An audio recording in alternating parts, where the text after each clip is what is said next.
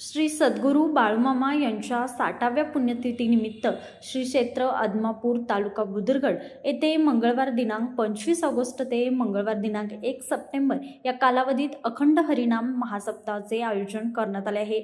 याबाबतची माहिती देवस्थान समितीचे अध्यक्ष धैर्यशील राजे भोसले व कार्याध्यक्ष रामण्णा मरेगुद्री यांनी दिली। मंगळवार दिनांक 25 ऑगस्ट रोजी अध्यक्ष धैर्यशील राजे भोसले यांच्या हस्ते विनापूजन व समाधीपूजन करून अखंड हरिनाम सप्ताहाचा शुभारंभ होणार आहे।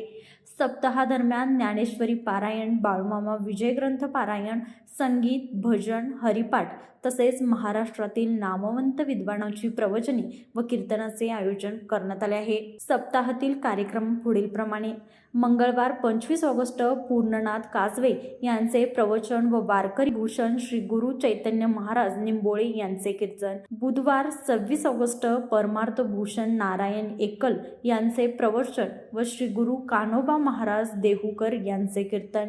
गुरुवार 27 ऑगस्ट अशोक कौलवकर यांचे प्रवचन व जयेश भागवंत महाराज यांचे कीर्तन। शुक्रवार 28 ऑगस्ट भानुदास कोल्हापुरे यांचे प्रवचन व राष्ट्रीय कीर्तनकार चारुदत्ता आफळे यांचे कीर्तन।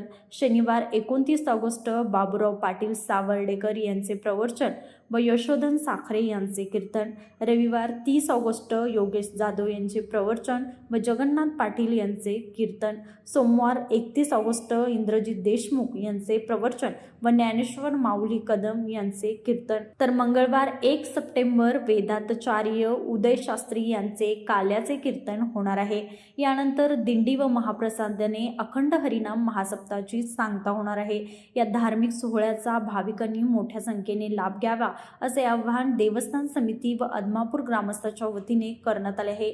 लाईव्ह मराठीसाठी मुरगुडहून सर्जेराव भाट।